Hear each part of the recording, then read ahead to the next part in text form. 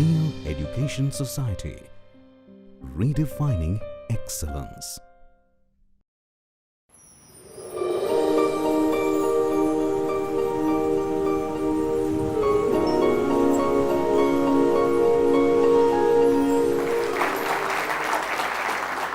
A very good morning to all of you.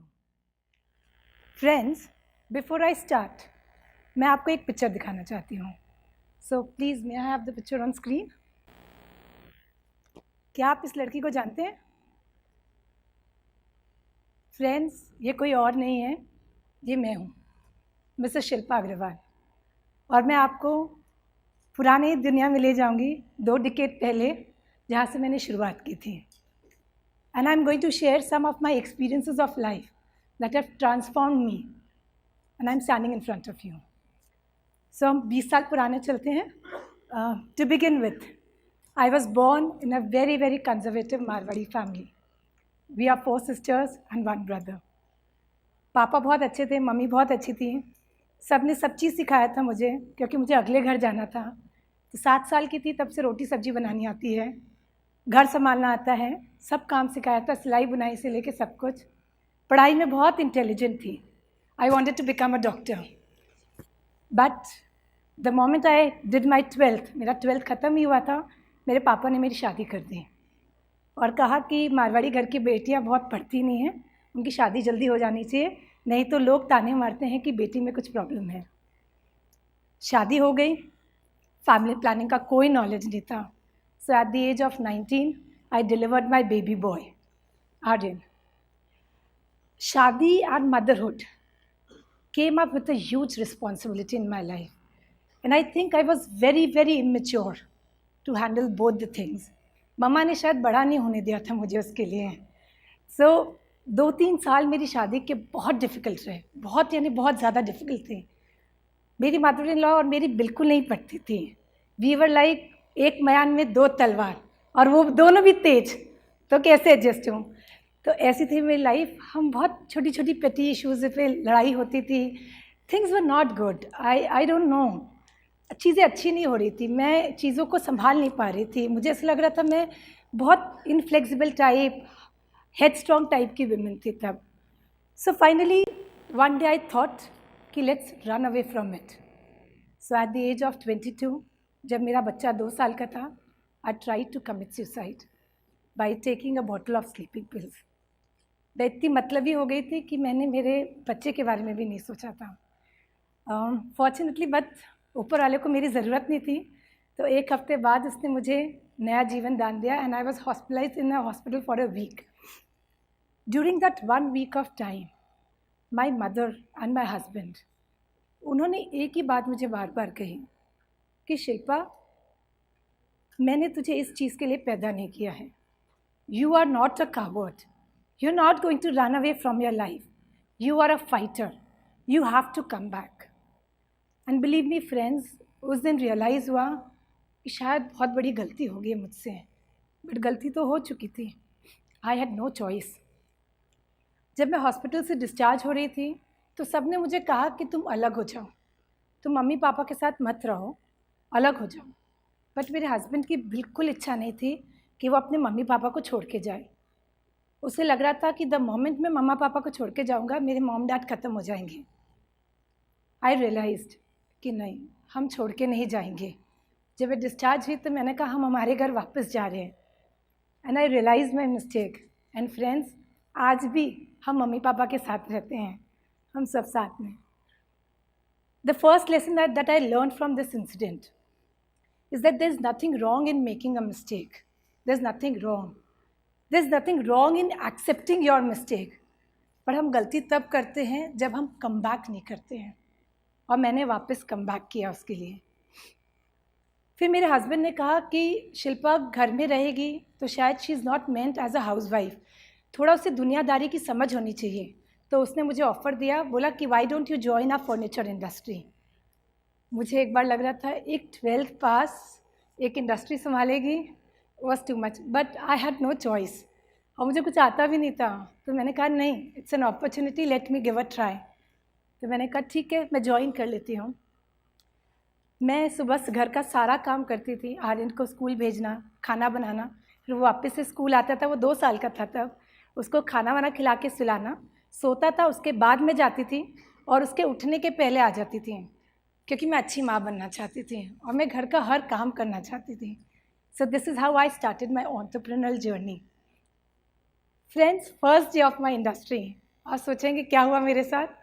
मेरे husband ने पहली लाइन मुझे बोली कि अगर तुम मालकिन बन के आई हो इस इंडस्ट्री में तो तुम्हारी कोई जगह नहीं है, बट तुम स्टाफ बन के आई हो तो you are most welcome. Believe me, उस दिन उसमें इतना गुस्सा आ रहा था, मुझे ऐसा लग रहा था मारने का मन कर रहा था, but I had no choice. तो मैंने कहा मैं स्टाफ बनने को भी तैयार हूँ। तो मेरा टेबल स्टाफ के टेबल के साथ लगा दिया गया और मुझे काम दिया गया। आप जानना चाहेंगे क्या काम मिला मुझे? The first work that I did, मैं 12th पास को कुछ आता नहीं था, तो ये लोग एक किताब में जितने पैसे आए उसकी एंट्री करते थे और जो एक्सपेंसेस होते थे उसका हिसाब रखते थे। My work was to total, यहाँ से इसका टोटल करना, यहाँ से इसका टोटल करना और दोनों का प्लस माइनस करके एंट्री देना, और उसको डेबिट क्रेडिट कहते थे। बिलीव मी फ्रेंड्स, मुझे डेबिट क्रेडिट का मीनिंग भी नहीं पता था उस वक्त डेबिट क्रेडिट क्या होता है। So this is how I started my first work. मैं सीख रही थी, मैं कोशिश कर रही थी, फिर धीरे धीरे उन्होंने मुझे सेल्स सिखाना शुरू किया। वी हैड अ फर्नीचर, तो प्रोडक्ट्स के बारे में सिखाते थे मुझे और उसको बेचना सिखाया। मैं थोड़ा थोड़ा ट्रेन हो गई थी उसमें। फिर आकाश ने कहा कि लेट्स हैव एन एग्जीबिशन, एक एग्जीबिशन लगा था, हम उसमें अपना स्टॉल लगाएंगे और उस स्टॉल का इंचार्ज शिल्पा रहेगी। सो मेरा काम था सारा फर्नीचर का डिस्प्ले ले जाना, पूरे ब्रोशर्स ले जाना, हिसाब ले जाना, सब कुछ ले जाना और वहाँ पर उसका सेल्स करना। सो मेरा काम था सुबह 11 बजे पहुँचना। सारे फर्नीचर को, मुझे कोई स्टाफ नहीं मिलता था तो मुझे सारे फर्नीचर को पोंछना पड़ता था, सब क्लीनिंग करना पड़ता था, सारे डीएम्स बनाना और रात को हिसाब मिलाना था। The second lesson I learn from it, कोई भी काम छोटा नहीं होता है और मुझे कोई काम करने से शर्म नहीं आती है। अगर मेरे घर में बाई नहीं आई, दैट डजंट मीन्स कि मैं झाड़ू पोछा करने से बाई बन गई। तो मुझे यहाँ जब फर्नीचर साफ़ सफाई करनी पड़ी या कुछ हिसाब देना पड़ा तो मुझे कोई काम छोटा नहीं लगता था। सब चीज़ें अच्छी हो रही थी, मैं सीख रही थी, मैं आगे बढ़ रही थी, थोड़ा थोड़ा नॉलेज बढ़ते जा रहा था। अब मैं अकाउंट्स की तरफ जाने लग गई थी, सब कुछ अच्छा चल रहा था। बट लाइफ इतनी आसान कैसे हो सकती मेरे लिए? सब कहने लगे कि शिल्पा इसलिए घर छोड़ छोड़ के जाती है क्योंकि वो घर की रिस्पॉन्सिबिलिटी से भागना चाहती है, वो एक अच्छी माँ नहीं है, बच्चे की जिम्मेदारी लेना नहीं चाहती है। और दूसरी तरफ प्रॉब्लम ये हो रही थी, जिस इंडस्ट्री में मैं थी that was a male dominating society, उस वक्त कोई फीमेल काम नहीं करती थी। तो दूसरा प्रॉब्लम ये था कि वहाँ जब मैं काम कर रही थी तो सब लोग को लग रहा था एक 12वीं पास हमको सिखाएगी, एक विमेन आके हमको सिखाएगी, तो वो डिलेमा चल रहा था। फिर भी आई वॉज वेरी फोकस्ड, नहीं मुझे करना है, मुझे सीखना है। फिर एक ऐसा इंसिडेंट हुआ जो मैं लाइफ में कभी भूल नहीं पाती। मैं सीख रही थी, आगे बढ़ते जा रही थी, एक फर्नीचर का टेंडर आया। उसके लिए फ्रेंड्स मैंने बहुत मेहनत की थी, मैंने सेल्स की सारी चीज़ें सीखी, उसकी कॉस्टिंग निकालनी सीखी और रेट टेंडर कोट किया एंड फॉर्चुनेटली वो ऑर्डर हमको मिल भी गया।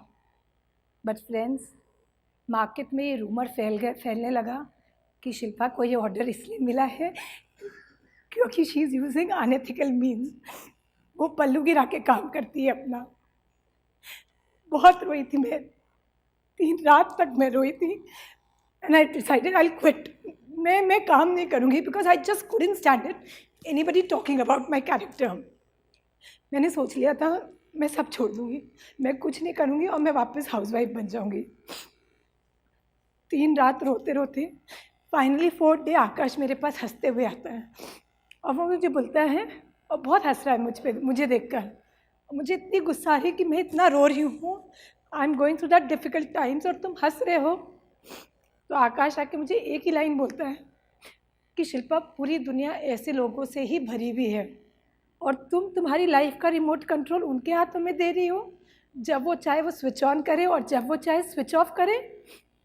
It is up to you to stand for yourself. तुम जहाँ जाओगी ऐसे ही लोग मिलेंगे, तुम्हें अपनी रिस्पेक्ट खुद बनानी पड़ेगी। उस दिन का लेसन मैंने याद किया, I will not let anyone take me for granted. मैं इतनी मेहनत करूँगी, इतनी आगे जाऊँगी कि ये लोग जो मेरे कैरेक्टर के बारे में बोल रहे हैं, कल मेरे साथ फ़ोटो खिंचाने के लिए तरसेंगे और मेरा नाम लेंगे।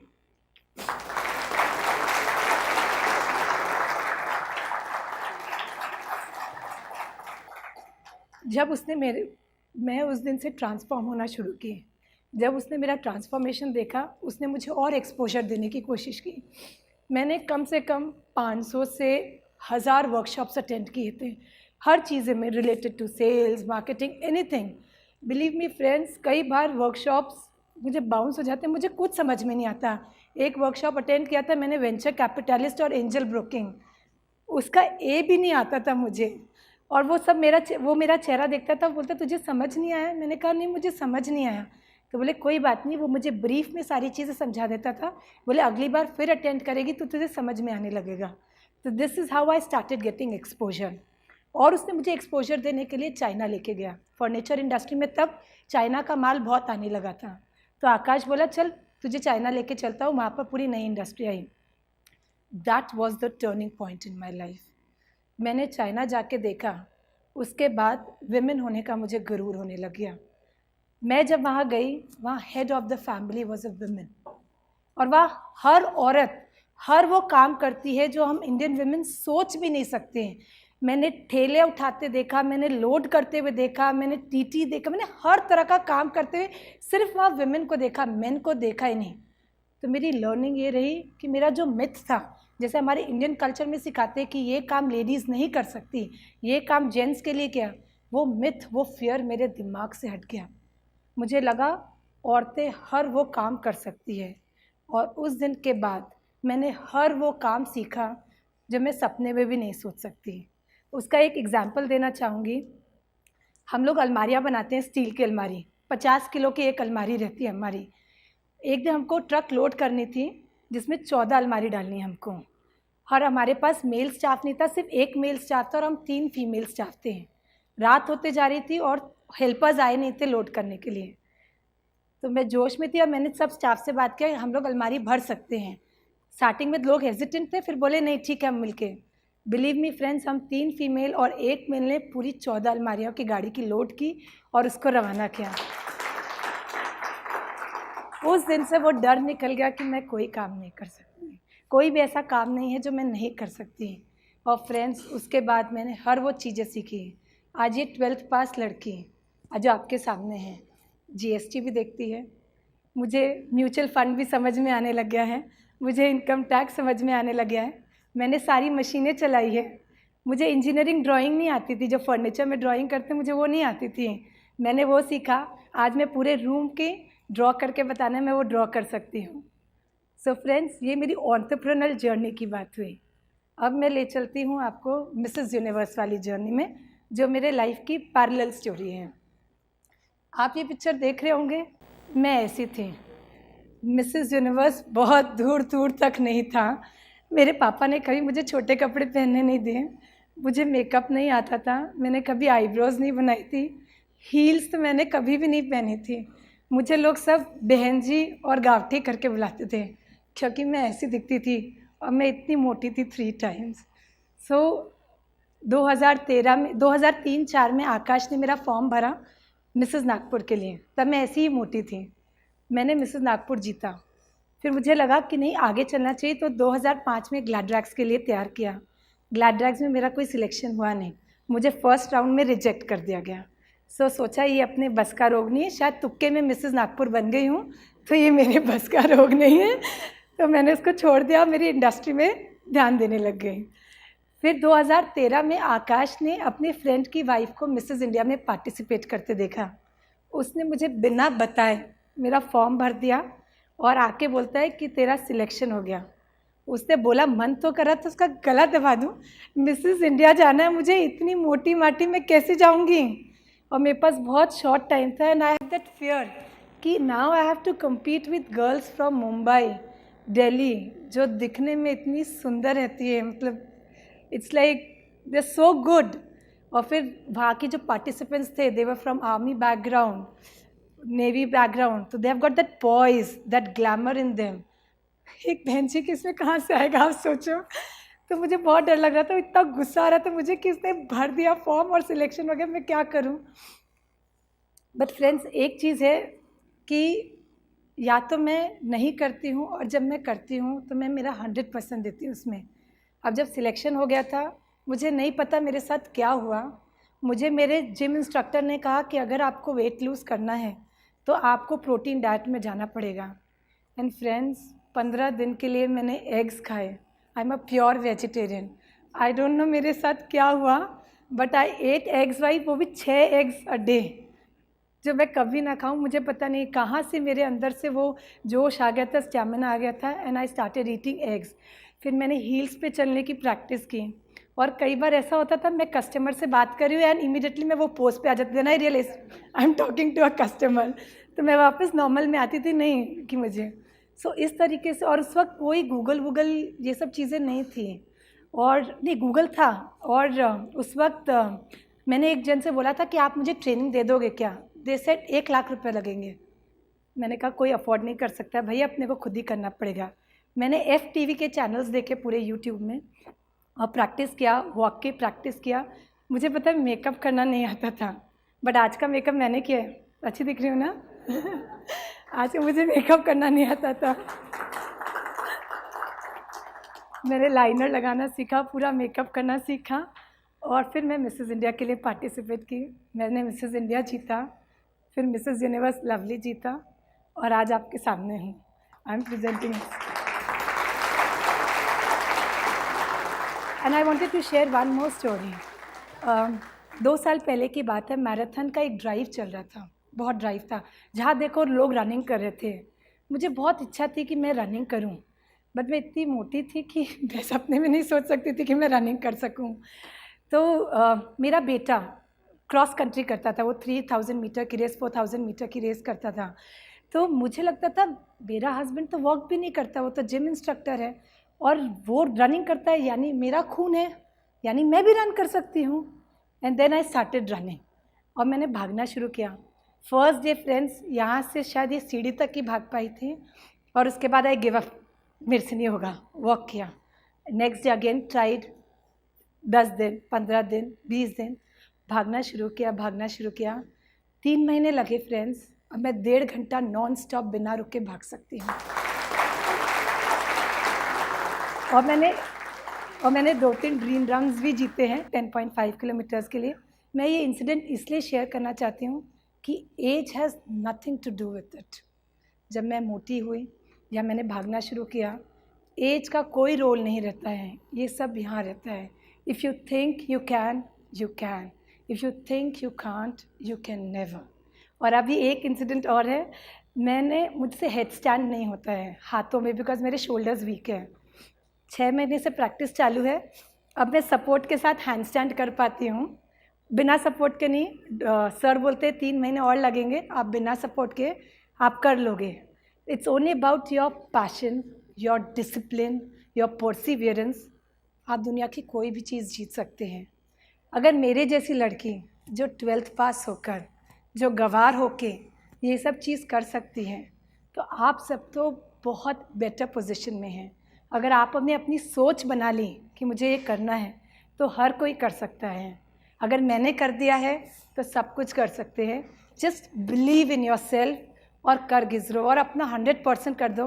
और ये जितने भी क्रिटिक्स हैं, जितना भी आपके बारे में बोले, उन सब का इकट्ठा करके एक ऐसा प्लेटफॉर्म बनाओ, and just bounce back with that fire कि आप सीधा आसमान को छुए। जैसे मैंने छुआ है, आप सब भी छुएंगे। एंड मेरा एक ही स्लोगन है, harder you fall, higher you rise. Life जितनी ज़ोर से पटकती है, उतना ही ऊंचा उछालती है। Thank you so much.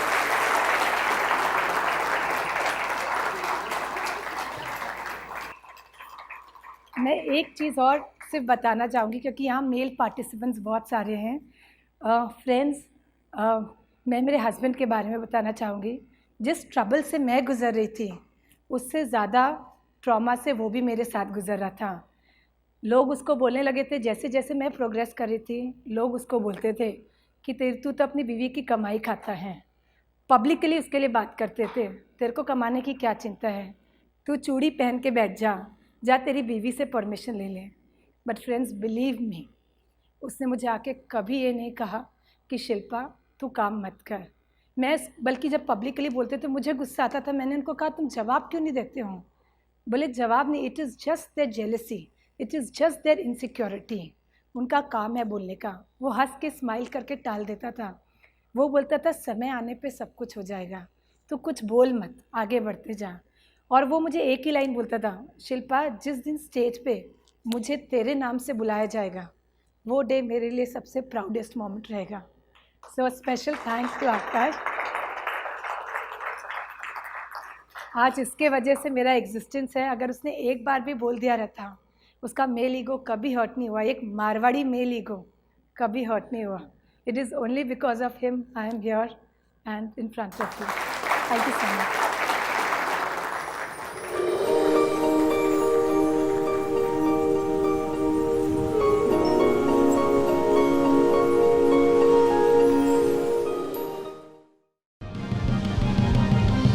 Zeal Education Society, redefining excellence.